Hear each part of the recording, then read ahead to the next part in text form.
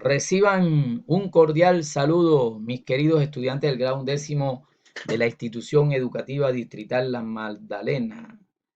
Con ustedes, el licenciado Wilber Gómez Contreras, y hoy estaremos hablando sobre las competencias cognitivas que se evalúan en las clases de matemáticas para potenciar el desarrollo del pensamiento lógico.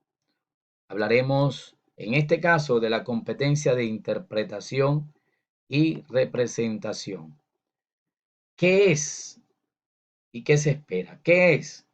Esta competencia consiste en la habilidad para comprender y transformar la información presentada en diferentes formatos, como tablas, gráficos, conjunto de datos, diagramas, esquemas, entre otras.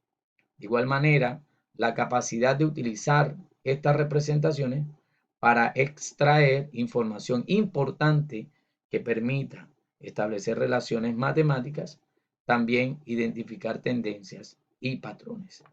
Pero, ¿qué esperamos con esta competencia de interpretación y representación?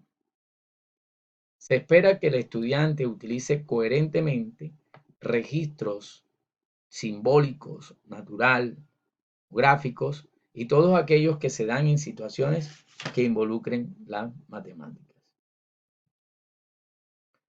Con esta competencia se debe dar cuenta de las características básicas de la información para su análisis, interpretar gráficos de barras, circulares, tablas cruzadas para sacar información de ahí y transformar la representación de una o más piezas de información. De igual manera hablaremos sobre las categorías y los contenidos que se evalúan en esta competencia. En la categoría de estadística encontramos contenidos como representación de datos, tablas y gráficas, intersección, unión y contenencia de conjuntos, promedio y rango estadístico, conteos simples que se utilizan o que utilizan principios de suma y multiplicación, la noción de población, muestra e inferencia muestral. En la categoría de geometría encontramos contenidos como triángulos, círculos, paralelogramos, esferas, paralelepípedos, rectos, cilindros y sus medidas, relaciones de paralelismo y ortogonalidad entre rectas, desigualdad triangular, sistemas de coordenadas cartesianas. En la categoría de álgebra y cálculo encontramos los números racionales expresados o indicados como fracciones, razones, números decimales o porcentajes, propiedades básicas de las operaciones aritméticas, de suma, restas, multiplicación, división y potenciación, las relaciones lineales y afines y razones de cambio como tasas de interés, tasas de cambiarias, velocidad y aceleración. Ahora hagamos unos ejemplos que evalúan este tipo de competencia, la interpretación y representación. Veamos entonces el ejemplo número 1 y dice el polígono MNOP de la figura, polígono MNOP de la figura, se refleja respecto a la recta y igual a 1 y luego se traslada 2 unidades hacia la derecha. Bueno, vemos acá que en la categoría de geometría nos habla de la reflexión y de la traslación. Entonces, miremos a ver dónde queda la recta y igual a 1, porque se va a reflejar teniendo en cuenta la recta. Miremos acá el eje y aquí más o menos quedaría el valor de 1. Esta sería la recta y igual a 1. Es decir, que debe haber una reflexión frente a esa recta, como si esto hubiese sido un espejo. Entonces, hacemos el reflejo de cada punto. El punto P está a un lugar de la recta y igual a 1 del eje de simetría, por lo tanto quedaría aquí. Y podemos simbolizarla con la letra P'. Este punto, de igual manera que el punto P, está a un lugar de la recta o el eje de simetría, por lo tanto aquí quedaría el punto O'. Bien.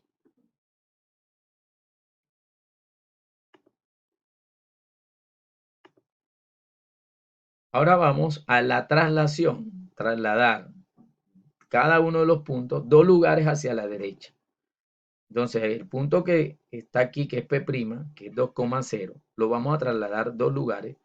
Este es 3 y este es 4. Aquí quedaría 2 lugares de 2 a 4 y vamos a indicarlo como P', P y coloquemos 2'. Este punto de igual manera se trasladaría 2 lugares hacia la derecha y sería O''. Y cada uno de los puntos serán corridos hacia la derecha después de reflejarse, según la distancia que se encuentra respecto al eje de simetría. Vámonos entonces a salir del dibujo y continuemos. Dice, ¿cuáles de las siguientes afirmaciones son correctas? Tenemos que tener en cuenta entonces la figura para poder determinar cuáles afirmaciones son correctas. La afirmación número 1 dice, el perímetro del polígono transformado es igual al inicial. En este caso, el perímetro es la suma de los lados y en ninguna o de ninguna manera, al transformar la figura inicial en la reflexión y en la traslación, no altera los lados, la longitud de sus lados. Entonces, lo que indica que esta afirmación es correcta. La número 2 dice, uno de los lados del polígono transformado se encuentra sobre el eje Y. Este es el eje Y. Aquí. Y vemos que la figura, ahorita cuando hice la reflexión y la traslación, no tocó el eje Y. Por lo tanto, esta afirmación es falsa, no es correcta. Y la afirmación número 3 dice, las medidas de los ángulos interiores del polígono transformado son iguales a las del inicial. Este ángulo, este ángulo, este ángulo y este ángulo. De igual manera que los lados no se alteran al aplicarle la reflexión y la traslación. Por lo tanto, la tercera afirmación es correcta. Podemos decir entonces que la respuesta sería que las afirmaciones 1 y 3 son correctas. Opción B.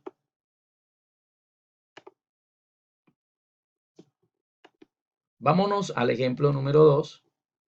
Dice, se observa la gráfica y dice, de la gráfica se puede afirmar que A es decreciente en el intervalo cerrado 3,6, es creciente, la opción B dice es creciente en el intervalo cerrado 0,1, C dice es decreciente en el intervalo cerrado menos 1,0 y D es creciente en el intervalo menos 2,-1. Toca entonces para escoger la opción correcta, mirar cada una de las opciones y comprobarla con la gráfica que nos muestra. Recordemos que en este caso la gráfica o la función es decreciente cuando al aumentar los valores de x, es decir, aumenta hacia la derecha, los valores de y aumentan, es decir, hacia arriba. Y la gráfica es decreciente cuando al aumentar los valores de x, es decir, hacia la derecha, los valores de y disminuyen, es decir, hacia abajo. Entonces, la opción 1 dice que A es decreciente en el intervalo 3,6. El intervalo 3 sería 3 aquí. En la gráfica tocaría este punto. Y 6 que tocaría este punto. Dice que es decreciente. Y podemos ver que aumenta. Los valores de y van hacia arriba. Por lo tanto, esa opción no es correcta. La opción B dice, es creciente en el intervalo 0,1. El intervalo 0,1, aquí está el intervalo 0 en X, y 1 en la gráfica sería aquí. Dice que es creciente, pero vemos que la gráfica coge hacia abajo, por lo tanto, aquí en ese intervalo es decreciente. La opción B no es correcta. La opción C dice, es decreciente En el intervalo menos 1,0, intervalo menos 1, que es aquí, y 0, que es acá el indicado anteriormente, vemos que la gráfica disminuye en los valores de y. Por lo tanto, es decreciente. Quiere decir que la opción correcta sería la C. Sin embargo, miremos la opción D. Es creciente en el intervalo menos 2. Vemos el color. Menos 2. Menos 2, que es aquí. Y menos 1, que es aquí. Vemos que la gráfica disminuye, por lo tanto es decreciente y no decreciente. No creciente, como dice la opción D. La opción correcta entonces es la C.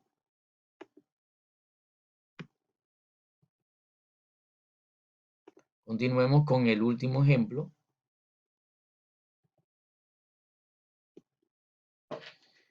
Y Alberto, Pedro, María y Juana reciben la misma cantidad de dinero para las 11 de la semana. Bueno, aquí en este ejercicio entonces,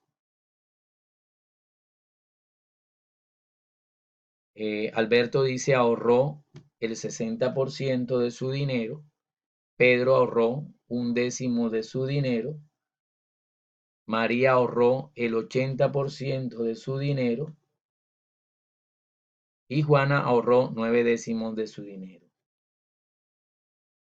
Aquí podemos ver que dentro de los contenidos habíamos hablado, dentro de la categoría del álgebra y cálculo, la representación de los números racionales en forma de fracción, en forma de porcentaje o en forma decimal. O sea, aquí lo tenemos en forma de porcentaje y en forma de fracción. Lo que hay que hacer es hacer la representación en forma de porcentaje o en forma de fracción para que todas nos queden en la misma representación. Hay que mirar que el 60% vamos a pasarlo a fracción y sería entonces 60 sobre 100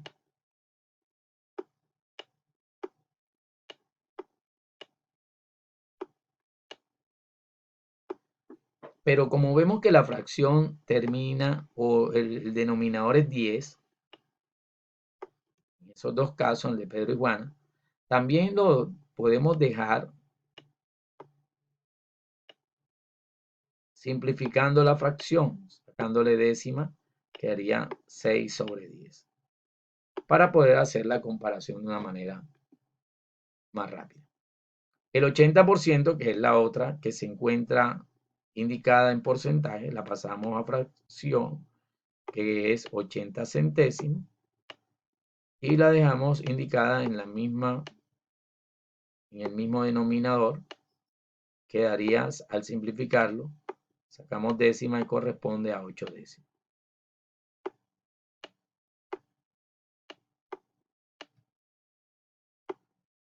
Ahora sí, podemos leer, dice, el orden correcto de mayor a menor, según el dinero ahorrado es de, vemos entonces que aquí es 9, aquí sería 8, 1 y 6. Comparamos los numeradores y de mayor a menor, Juana tiene 9 décimos, luego viene María con 8 décimos, luego vendría Alberto con 6 décimos y finalmente Pedro con 1 décimo. La opción correcta sería la opción A.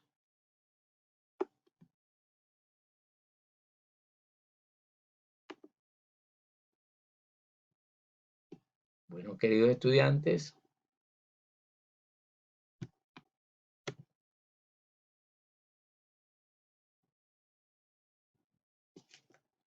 damos por finalizado la competencia de interpretación y representación. Espero que les haya gustado este video. Un abrazo y bendiciones y nos vemos en otra oportunidad.